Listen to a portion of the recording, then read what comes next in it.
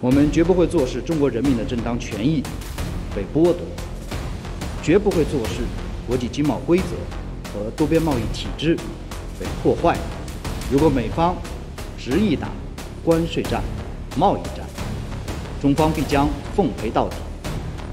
美方将自身利益凌驾于国际社会公利，以牺牲全世界各国的正当利益，服务美国的霸权利益。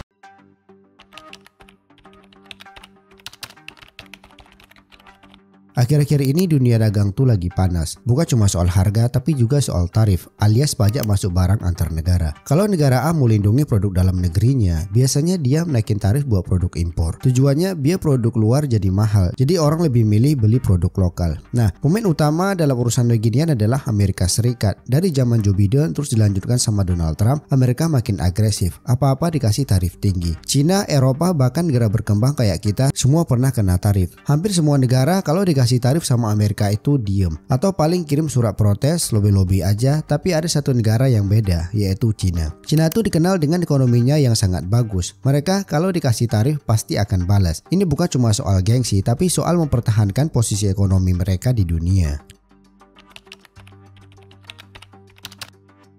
Coba kita flashback sedikit ke tahun 2018. Waktu itu Presiden Donald Trump ngamuk karena defisit dagang Amerika makin besar. Dia bilang, kita beli terlalu banyak dari Cina, tapi mereka beli sedikit dari kita. Ini nggak adil. Langsung dia naikin tarif buat $200 miliar barang dari Cina. Mulai dari barang elektronik, tekstil, mainan anak-anak sampai bahan baku industri. Tapi Cina langsung balas, mereka juga kasih tarif buat produk Amerika senilai $60 miliar. Mereka juga naikkan tarif dari Amerika kayak kedelai, daging sapi, jagung sampai mobil. Bahkan industri pertanian di Amerika langsung goyang waktu itu. Karena pasar ekspor terbesar mereka ya ke Cina. Dan ketika Cina tutup pintu, para petani Amerika pada protes ke pemerintah. Tahun 2020 tarif masih terus main. Bahkan di era Joe Biden pun kebijakan itu nggak dicabut. Di bulan Mei 2024, Amerika naikin tarif mobil listrik asal Cina jadi 100%.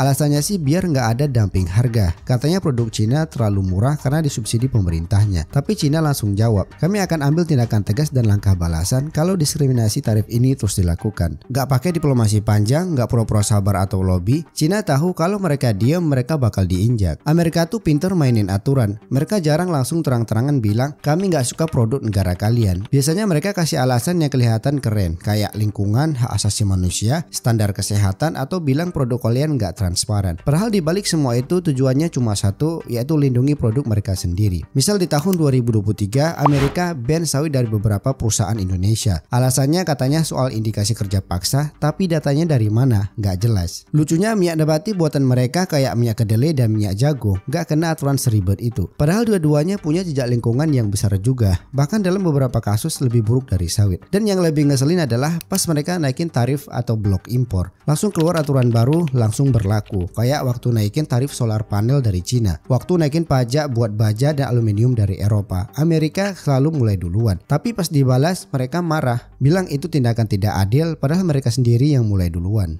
Dan yang gawatnya lagi adalah negara-negara berkembang seringkali cuma bisa terima aja.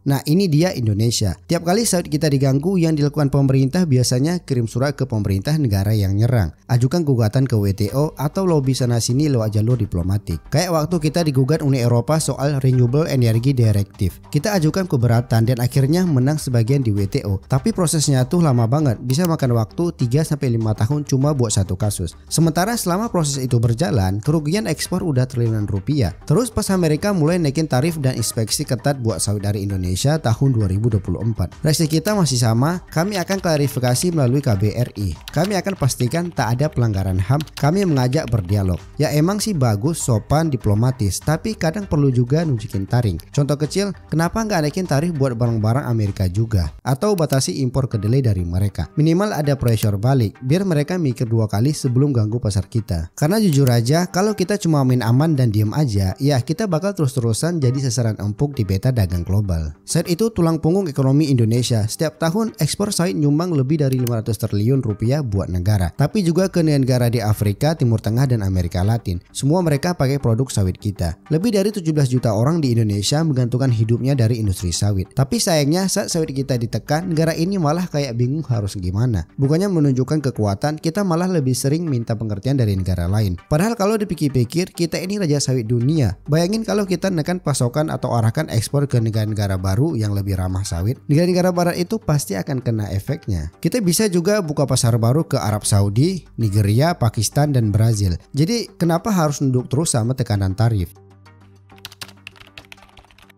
China tuh punya mindset dagang yang beda. Mereka nggak pernah anggap diri mereka cuma produsen doang. Mereka anggap diri mereka sebagai pemain global. Ketika Amerika main tarif, China nggak panik karena mereka udah siap sejak awal. Mereka bangun alternatif pasar Afrika, Asia Selatan, dan Amerika Latin. Mereka investasi besar-besaran di jalur dagang dari proyek Belt and Road, pelabuhan, sampai rel kereta api lintas benua. Bahkan mereka bikin blok perdagangan sendiri kayak RCEP, kerjasama dagang terbesar dunia yang nggak melibatkan Amerika. Dan satu lagi, pemerintah China itu kompak dan cepat tanggap, gak pakai panjang-panjang proses politik kayak di negara lain. Kalau mereka diem aja, mereka bakal terus ditekan. Makanya mereka pakai tekanan balik sebagai alat negosiasi.